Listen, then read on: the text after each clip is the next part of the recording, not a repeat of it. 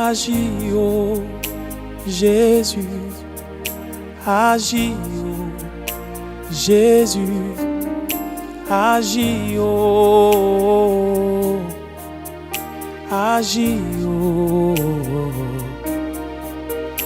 agis, oh mon Dieu, agis, oh Jésus.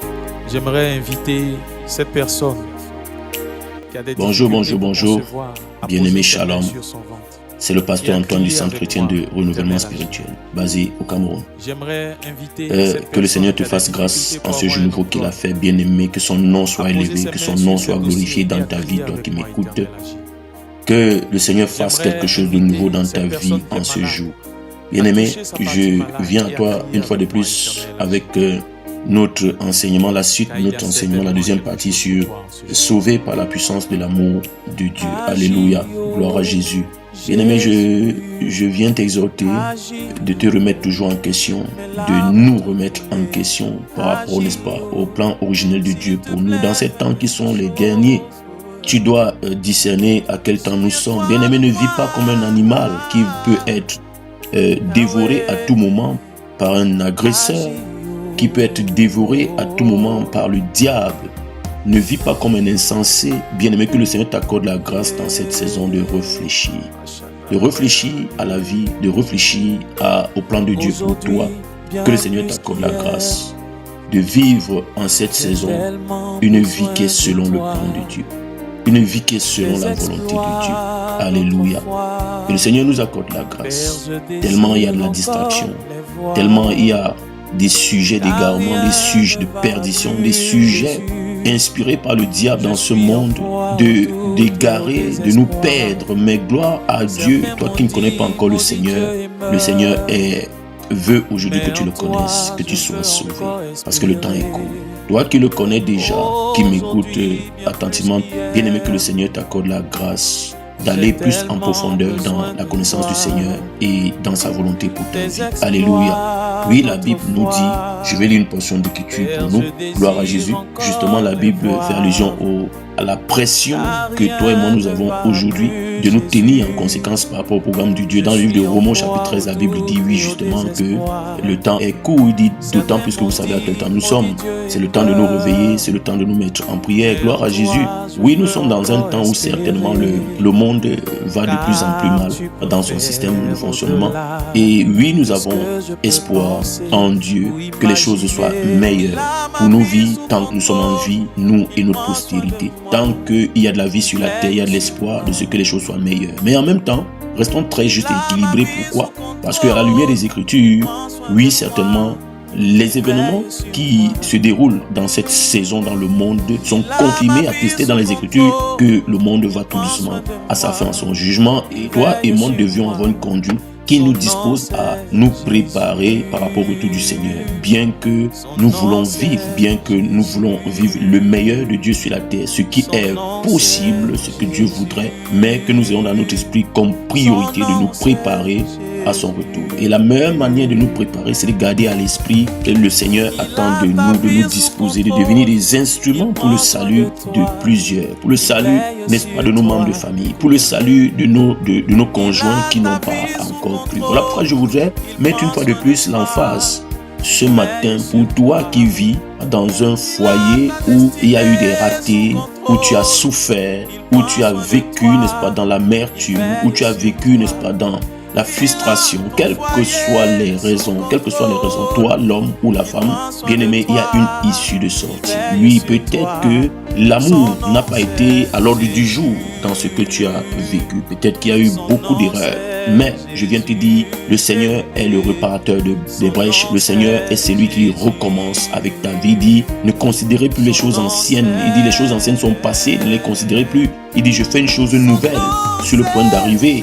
Alors Dieu veut faire quelque chose de nouveau. Même à ce stade de ta vie, bien-aimé, je viens t'annoncer cela avec assurance parce que Dieu est vrai. Parce que Jésus-Christ a accompli l'œuvre à la croix qui par ta foi te qualifie à entrer dans une nouvelle dispensation, n'est-ce pas, non seulement la réconciliation par l'amour de Dieu avec Dieu, mais aussi, n'est-ce pas, de la manifestation de l'amour de Dieu dans ta vie, de la restauration de son plan originel pour toi. Alors tu peux t'attacher à Jésus-Christ et à sa parole. Tu peux t'attacher, n'est-ce pas, à son amour. Tu peux manifester cet amour dans cette saison de sorte que dans ton foyer, ton conjoint, ta conjointe, finissent par reconnaître la grâce de Dieu, reconnaître la puissance de l'amour de Dieu et célébrer le Seigneur avec toi. C'est possible. Dieu peut le faire. Il n'a pas changé. Sa puissance est disponible parce que ce n'est ni par la capacité d'un homme, ni par la puissance d'un homme, mais par la puissance du Saint-Esprit. Et cela est encore d'actualité. Dieu est vivant. Alléluia. La Bible nous dit dans le livre de Corinthiens au chapitre 7 parlant du mariage, à partir du verset 12, je voudrais lire pour nous. Aux autres, ce n'est pas le Seigneur, c'est moi qui dis, c'est l'apôtre qui parle, l'apôtre Paul. C'est moi qui dis, si un frère a une femme non croyante et qu'elle consente à habiter avec lui, qu'il ne la répudie point. Alléluia.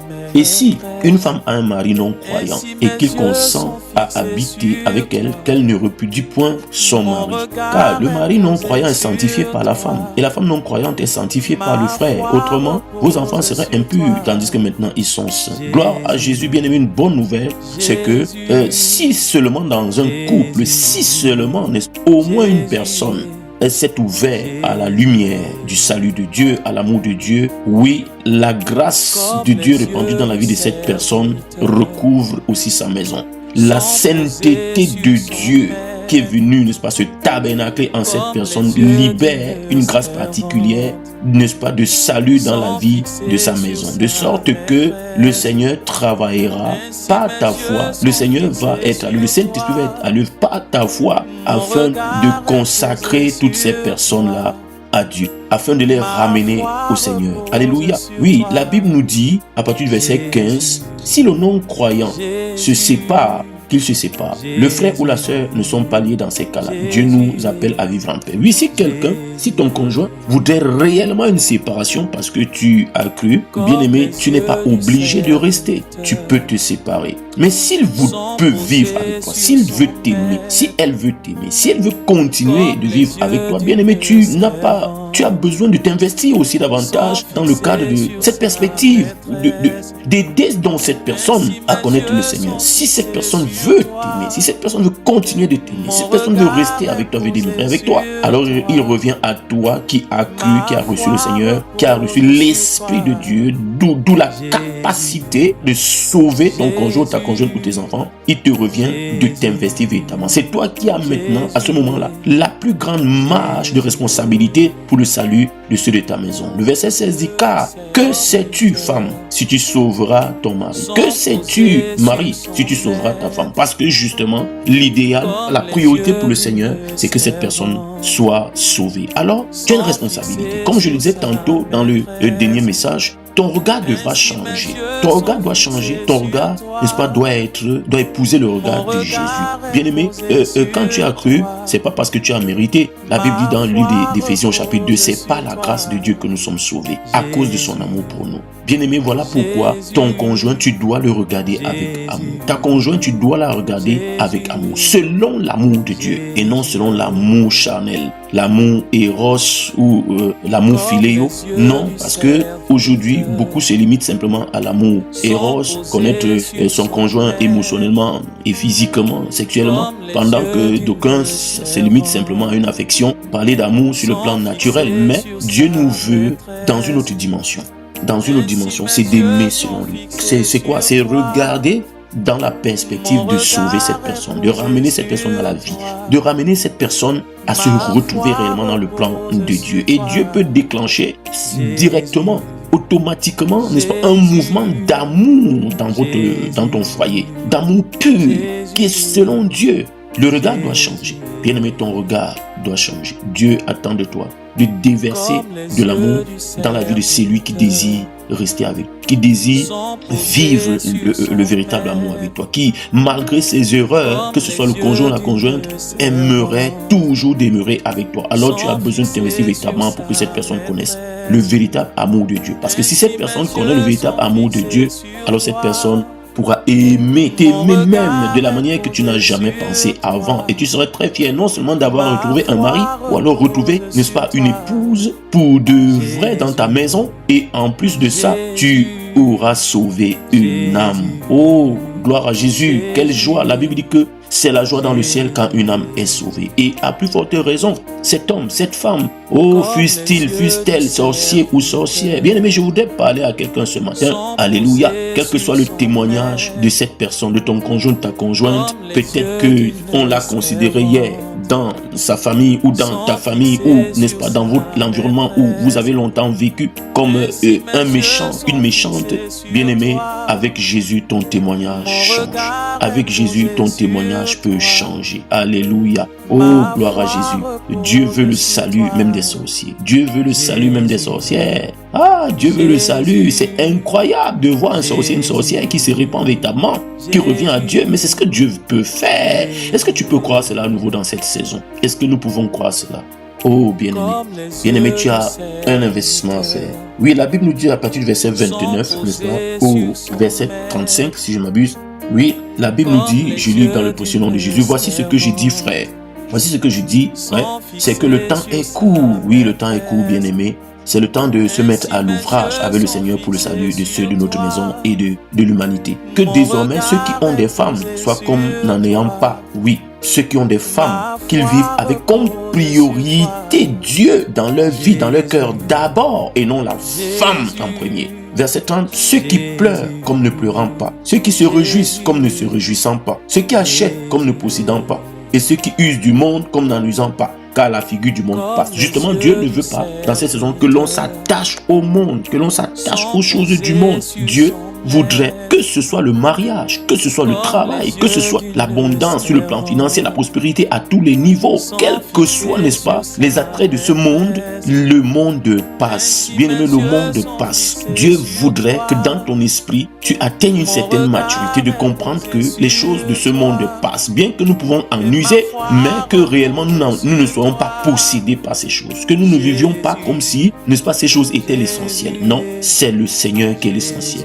C'est Jésus qui est l'essentiel parce qu'il est le chemin de notre éternité avec Dieu dans le paradis. Il est le chemin. La Bible dit dans Jean 14, verset 6, je suis le chemin, je suis la vérité, je suis la vie. Bien-aimé, Jésus doit être tout pour toi, plus que ton foyer. Jésus doit être tout pour toi, plus que tes enfants. Jésus doit être tout pour toi, plus que ton époux. Jésus doit être tout pour toi, plus que ton époux. Jésus doit être tout pour toi, plus que ton travail. Jésus doit être tout pour toi. En fait, il est la source de tout. Et voilà pourquoi ne t'attache pas aux choses. Ne rentre pas dans cette perspective d'idolâtrie. Dieu n'aime pas l'idolâtrie. Bien-aimé, Dieu hanie l'idolâtrie. Un cœur qui s'attache à des choses et non à lui. Dieu veut que tu t'attaches à lui. Tu t'affectionnes à sa personne. En sorte que tu sois réellement impacté par son onction et que tu deviennes, n'est-ce pas, celui-là qui est la solution pour ce monde perdu. Afin que tu sois libéré de toute emprise de la corruption, de la convoitise de ce monde.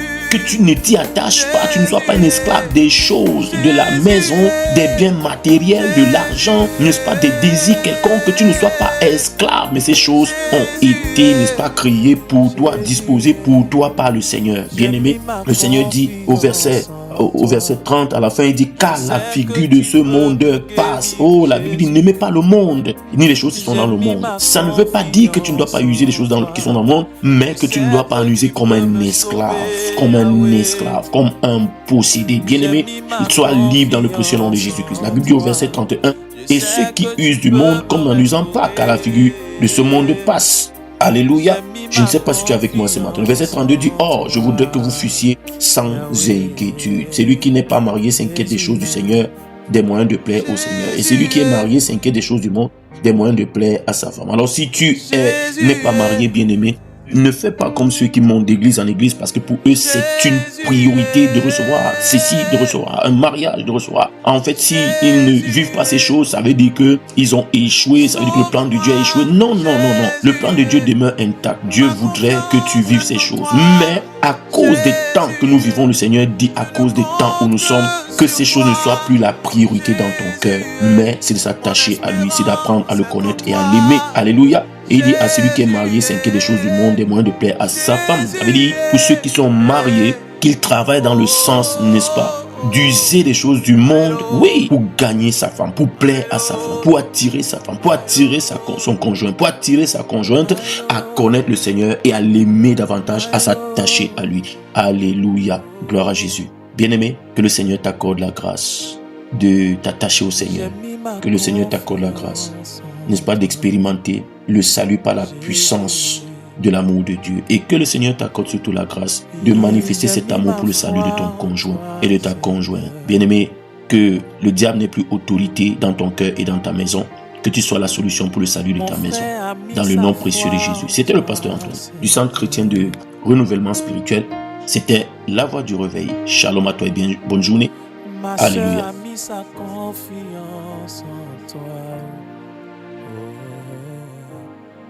Jésus.